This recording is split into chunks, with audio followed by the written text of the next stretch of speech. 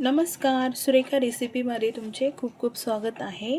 आज आपण अतिशय साध्या आणि सोप्या पद्धतीने आणि घरच्या साहित्यामध्ये पास्ता बनवणार आहोत। एकदा जर या पद्धतीने बनवला तर नेहमी ह्याच पद्धतीने बनवाल। यासाठी तुम्हाला बाहेरून कुठलेही एक्स्ट्रा मसाले आणायची गरज नाही। चला तर मग रेसिपीला सुरुवात करूया। सर्वात आधी या रेसिपीसाठी आपल्याला पास्ता घ्यायचा आहे। मी ते एक पॅकेट पास्ता घेतलेला आहे।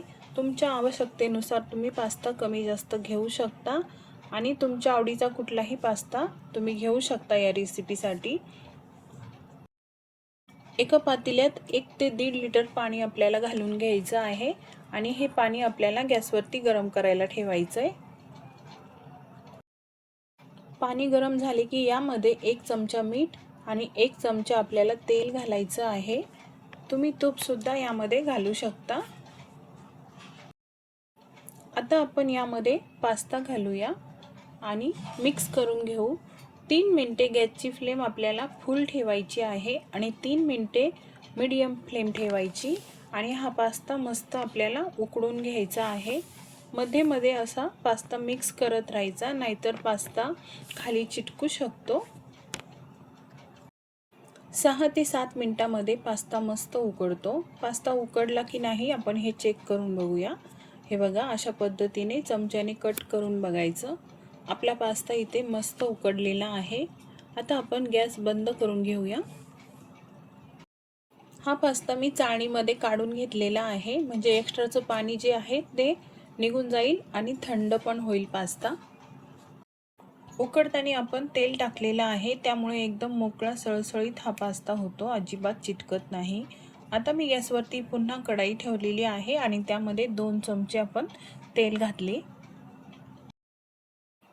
तेल चांगले गरम झाले की यामध्ये मी बारीक कट केलेला लसूण घातला आहे आणि आता आपल्याला बारीक कट केलेली अद्रक सुद्धा यामध्ये घालायची आहे। त्याचबरोबर इथे मी 4 ते 5 हिरव्या मिरच्या बारीक कट केलेल्या आहे, त्या सुद्धा घालूया। मिरच्या तुम्ही तुमच्या आवडीनुसार कमी जास्त यामध्ये घालू शकता आणि हे 1 मिनिट आपल्याला मस्त फ्राय होऊन द्यायचं आहे। हे मस्त फ्राय झालं। आता यामध्ये मी 2 कांदे बारीक कट केलेले ते पण घालत आहे आणि कांदा सुद्धा आपल्याला मस्त मऊसूद होईपर्यंत परतून घ्यायचा आहे। कांदा फ्राय झाला की यामध्ये अर्धा चमचा हळद घालू आणि हळद पण आपण यामध्ये चांगली मिक्स करून घेऊया। आता यामध्ये एक बारीक कट केलेला टोमॅटो घालूया। तुम्हाला हवं तर तुम्ही टोमॅटोची प्युरी करून पण यामध्ये घालू शकता। आता यामध्ये एक शिमला पण मी कट केलेली बारीक कट करून घेतलेली घालणार आहे। तुम्ही तुमच्या आवडीचे व्हेजिटेबल्स यामध्ये घालू शकता। आता हे सर्व चांगले आपण मिक्स करून घेऊया। चवीनुसार थोडंसं मीठ घालूया आणि हे चांगलं सर्व परतून घेऊया 1 मिनिटभर। व्हेजिटेबल्स आपले मस्त परतून झालेले आहेत। आता आपण यावरती झाकण ठेवून 2 मिनिटे हे शिजून घेऊ लो फ्लेमवरती, म्हणजे टोमॅटो आणि शिमला मस्त मऊसूद होतील। 2 मिनिटं झालेली आहे। आता आपण झाकण काढूया। तर हे बघा, टोमॅटो आणि शिमला हे सर्व व्हेजिटेबल्स मस्त इथं शिजलेले आहेत। यामध्ये बॉईल केलेला पास्ता पण आपण घालूया। पास्ता पण आपल्याला यामध्ये चांगला मिक्स करून घ्यायचा आहे। तुम्ही बघू शकता किती मोकळा सळसळीत आपला हा पास्ता झालेला आहे, अजिबात चिटकलेला नाही। पास्ता आपला छान परतून झालाय। आता आपण यामध्ये मसाला घालणार आहोत। तर इथे मी 5 रुपयेवालं पास्ता मसाला पॅकेट घेतलेला आहे। तुम्ही तुमच्या आवडीचा कुठलाही आवडीचा पास्ता मसाला यामध्ये घालू शकता। आता हा सर्व मसाला आपण यामध्ये घालून घेऊया आणि हा मसाला पण आपल्याला मस्त परतून घ्यायचा आहे। हा मसाला 1 मिनिटभर यामध्ये मी चांगलं परतून घेणार आहे, म्हणजे मसाल्याचा फ्लेवर यामध्ये उतरेल। तुम्ही बघू शकता इतर कुठलंही साहित्य आपण बाहेरून आणलेले नाही, फक्त एक पास्ता मसाल्याचं पॅकेट ते आपल्याला यामध्ये टाकलेलं आहे आणि बाकीचं सर्व साहित्य आपण घरचंच घेतलेलं आहे।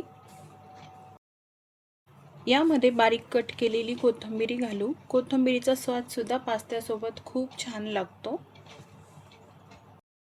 आता यामध्ये आपल्याला टोमॅटो सॉस घालायचा आहे। इथे मी 2 चमचे सॉस यामध्ये घातलेला आहे।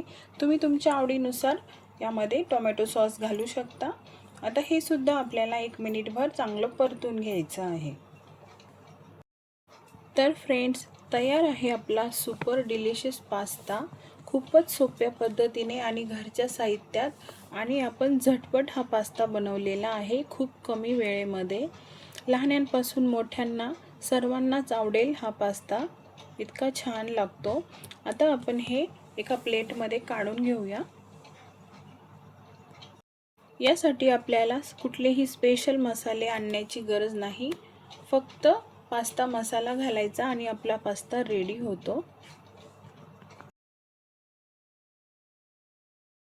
हा पास्ता तुम्ही मुलांच्या डब्यासाठी किंवा सकाळच्या नाश्त्यासाठी किंवा तुम्हाला काही चटपटीत खावेसे वाटले तेव्हा बनवून खाऊ शकता। खूपच छान लागतो।